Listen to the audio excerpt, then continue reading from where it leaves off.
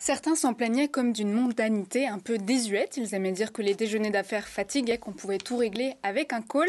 Mais après un an de crise sanitaire, beaucoup les regrettent. Olivier Talbert, bonjour. Vous êtes fondateur et président de Business O2, un réseau de clubs d'affaires. Jean-Marc, par quoi remplace-t-on les déjeuners d'affaires? C'est la question qu'on va poser à notre invité. Parce que quand on fait le métier de mettre en contact des gens ensemble pour qu'ils fassent du business, c'est ça votre métier. On est créateur de liens. Réseau. On est créateur de liens, en effet.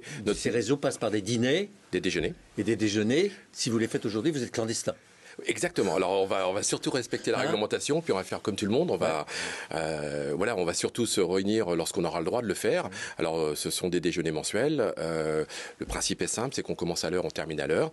Et le principe, c'est on s'adresse principalement aux dirigeants, aux décideurs.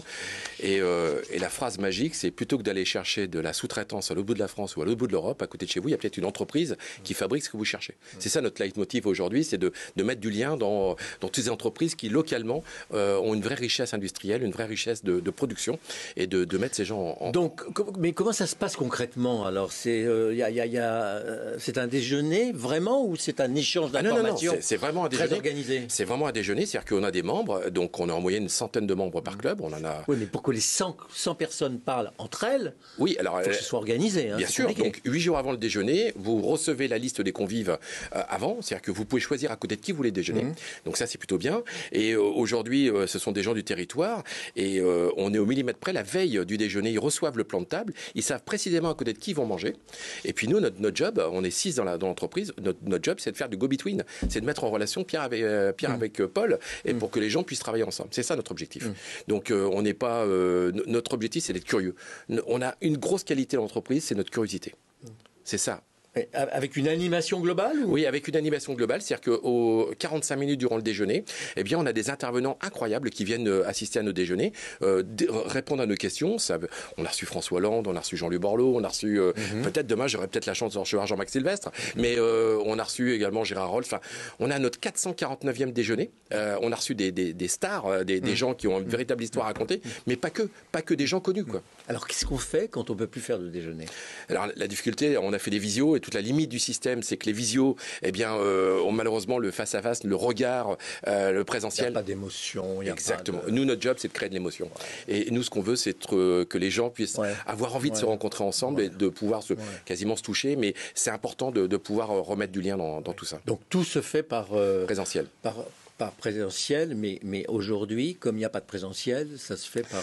Ça se fait en visio, mais c'est des visios qui sont... Alors, on anime avec des intervenants que nous faisons, nous interviewons, mais il n'y a pas d'échanges commerciaux, d'échanges business grâce à cette visio. Vous avez parié la sortie de crise pour vous? Ah ben on l'espère tous.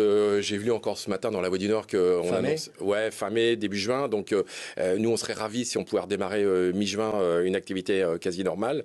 On voit que nos amis anglais redémarrent aujourd'hui avec une partie en extérieur. Nous on a hâte de nous retrouver. C'est-à-dire globalement vous verrez les messages de sympathie. Mais vous êtes typiquement le type d'activité qui devrait pouvoir redémarrer assez vite avec la vaccination, les autotests.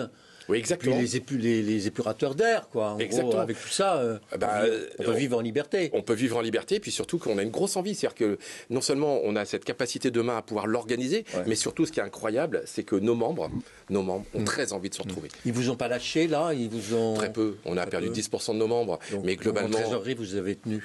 C'est un peu difficile, mais... PGE on a tapé dans le PGE, on a tapé, mais un peu beaucoup même. Donc voilà, mais aujourd'hui, on veut se projeter vers l'avenir, on veut se projeter vers l'avant, et nous, ce qu'on veut, c'est de régénérer des souvenirs, de l'émotion. Vous êtes où? Vous êtes à Paris? À Valenciennes. À Valenciennes? Dans le Nord, on a commencé dans le Nord il y a 7 ans, et maintenant, on est sur toute la France avec nos 26 clubs. D'accord. Notre objectif, c'est 40 clubs à 2023. Merci beaucoup. C'est moi qui vous remercie. Le site internet? C'est comment C'est www.business-club-groupe.com.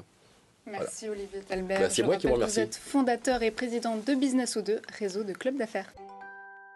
Trop chaud, pas assez, la température corporelle